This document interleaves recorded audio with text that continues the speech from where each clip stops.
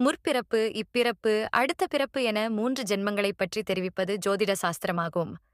ஜாதக கட்டத்திலுள்ள 12 பாவங்களில் முற்பிறப்பை குறிக்கும் பாவம் 9ஆம் பாவமாகும். இப்பிறப்பை குறிக்கும் பாவம் முதல் பாவமாகும். அடுத்த பிறப்பை பற்றி தெரிவிக்கும் பாவம் 5ஆம் பாவமாகும். ஜென்ம லக்கினத்திற்கு 10ஆம் இடம் கர்மஸ்தானம் எனப்படும். அதாவது இந்த பிறவியில் அனுபவிக்கப் போகும் பிரார்த்த கர்மங்களை குறிக்கும் இடமாகும். முற்பிறப்பில் செய்த கர்மங்களை குறிக்கும் பாவம் 6ஆம் பாவமாகும். அடுத்த ஜென்மத்தில் அனுபவிக்கப் போகும் கர்மங்கள குறிக்கும் பாவம் 2ஆம் பாவமாகும். முற்பிறப்பை குறிக்கும் இடம் 9ஆம் இடமாகும். 9ஆம் இடத்திற்கு 10ஆக வருவது லக்கினத்திற்கு 6ஆம் இடமாகும். எனவே 6ஆம் இடம் முன் ஜென்ம வினைகளை குறிக்கும். அடுத்த பிறப்பை குறிக்கும் இடம் 5ஆம் இடமாகும். 5ஆம் இடத்திற்கு 10ஆக வருவது 2ஆம் இடமாகும். எனவே 2ஆம் இடம் அடுத்த பிறவியில் அனுபவிக்க வேண்டியதை குறிக்கும். லக்கினம் ஜாதகரை குறிக்கும் இடமாகும்.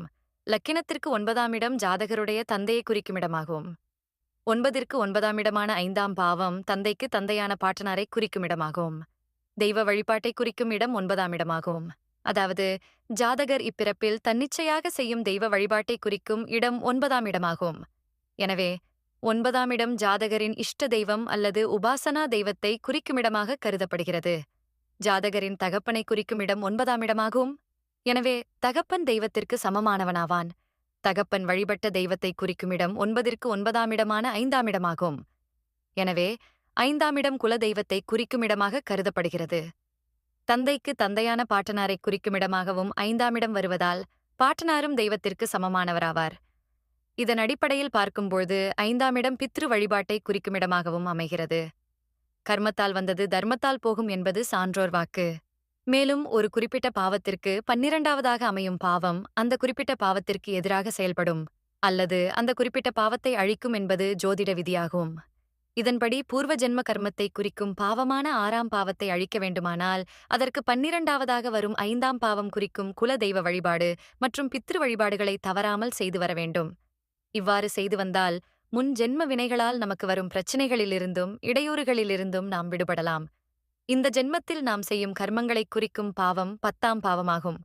அதற்கு 12வதாக வரும் 9ஆம் இடம் இஷ்ட தெய்வ வழிபாட்டை குறிக்கும் இடமாகும். எனவே இந்த ஜென்மத்தில் நாம் தெரிந்தோ அல்லது தெரியாமலோ செய்யும் தீவினைகளிலிருந்து விடுபட முதலில் நம் தாய் தகப்பனை நல்ல முறையில் பேணிக் காத்து வர வேண்டும். அவர்களுடைய அன்பும் ஆசியும் எப்பொழுதும் நமக்கு கிடைக்குமாறு பர்த்து கொள்ள வேண்டும். மேலும் இஷ்ட தெய்வ வழிபாட்டை விட்டுவிடாமல் தொடர்ந்து செய்து வர வேண்டும். மேற்கண்ட விளக்கங்களிலிருந்து நாம் அறிந்து கொள்வது என்னவென்றால், குல தெய்வ வழிபாடு, பித்ரு வழிபாடு மற்றும் இஷ்ட தெய்வ வழிபாடு இவைகளை விட்டுவிடாமல் தொடர்ச்சியாக செய்து வந்தால் கர்ம வினைகளால் வரும் இடையூறுகள் பெருமளவில் நம்மை தீண்டாது என்பது புலனாகிறது. அடுத்த பிறவியை குறிக்கும் இடம் 5ஆம் இடமாகும். அதற்கு 10ஆம் இடமாக அமைவது ஜென்ம லக்கினத்திற்கு 2ஆம் இடமாகும். வாய், உண்ணும் உணவு இவைகளை குறிப்பது 2ஆம் இடமாகும். எனவே இந்த ஜென்மத்தில் நாம் பிறரிட்ட அன்ன ஆகாரங்களை சாப்பிடுவதால் அடுத்த ஜென்மத்தில் நாம் அவர்களுக்கு கடன்பட்டவர்களாக ஆகிவிடுகிறோம். சில நேரங்களில் உணவை என்ன மனநிலையில் இருந்து கொண்டு சமைத்து என்ன மனநிலையில் பரிமாறுகிறாரோ அதன் தாக்கம் நிச்சயம் நம் வாழ்வில் எதிரொலிக்கும் என்பதையும் கவனத்தில் கொள்வது நல்லது. எனவே முடிந்தவரை அடுத்தவர் வீட்டில் சாப்பிடாமல் தவிர்ப்பது நல்லது. இதனால் நம்முடைய கடன் சுமை குறையும். நாம் பிறருக்கு அன்னமிடுவதால் அவர்கள் நமக்கு கடன்பட்டவர்களாகிவிடுகிறார்கள். இந்த பிறவியில் நமக்கு சோறு போட்டவர்கள் நம் பெற்றோராகும். எனவே நாம் அவர்களுக்கு கடன்பட்டவர்களாகும்.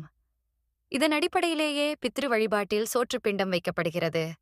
அன்ன தானம் செய்வதால் நம்முடைய பூர்வ ஜென்ம பாவங்கள் தொலையும், பித்ரு கடன்கள் குறையும், ஆயுள் ஆரோக்கியம் விருத்தியடையும். நன்றி. சூர்யா ஜோதிட ஆய்வகம், TA ரூப்பர். வீடியோவை பார்த்ததற்கு நன்றி. லைக் செய்து சப்ஸ்கிரைப் பண்ணுங்க. வணக்கம். மீண்டும் புதிய வீடியோவில் சந்திப்போம். வாழ்க வளமுடன்.